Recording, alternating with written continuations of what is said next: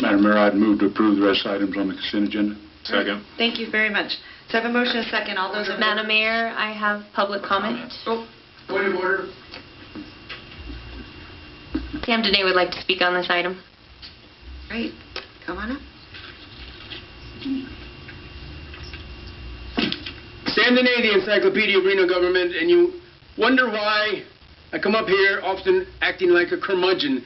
If I hadn't said point of order, which is disturbing the meeting, as the media mouses would never report, they would have voted on these things without any public comment. And Sam Dene, the Encyclopedia of Reno Government, has to come up and be a curmudgeon and not be the nice guy right now, because sometime when somebody does something wrong, you need to tell them they did something wrong. Or should I just say, please, Miss Mayor, don't forget Sam. Please, please, please. He's a nice guy. Anyway, what we have here is the consent agenda that they're going to vote on in one vote. Normally it should be housekeeping items for the people up watching my YouTube channel. Housekeeping items, and in this case, it's not housekeeping items. There's some important stuff on here. And as usual, Mr.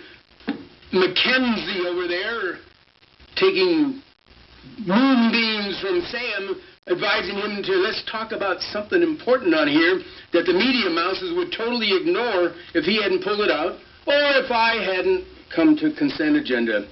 Anyway, reverting back to remembering what I read in that book, Be Nice or Else, I'm going to just talk about this medical marijuana situation. Sam Dene, that's me. I was the driving force, but you would never know it because the media mouses are too scared and afraid and jealous of Sam to report the truth. 3 years ago, 2 years ago, this council and the previous council, every time there was medical marijuana, a legal substance brought onto the agenda, they kept postponing it. Finally, I said, let's get this going. And they finally did, and now we've got legal medical marijuana dispensaries here in Reno. But I did say this, do not give those dispensaries to the hypocrites who were against the marijuana all these years. And it turns out half of the people on these licenses, if you look way into them, you're finding out they're the hypocrites who were against marijuana before. I also said, relative to what that gentleman said and a few other people said, let's not give these marijuana dispensaries, these lucrative licenses and dispensaries to the same old cronies who come in and pull their strings and tell them what to do and contribute to their campaigns. Let's do this randomly. Randomly. Everybody who has a financial capability of having one of these dispensaries, it should be put in randomly. These people should not. They're not marijuana specialists. Well, maybe Mr. Mackenzie is. Anyway, I won't go there. Second, I want to talk on this other one. I'm not taking sides on this thing, but that city attorney who was summarily, I have to say summarily fired at the change of command 6 or 8 months ago.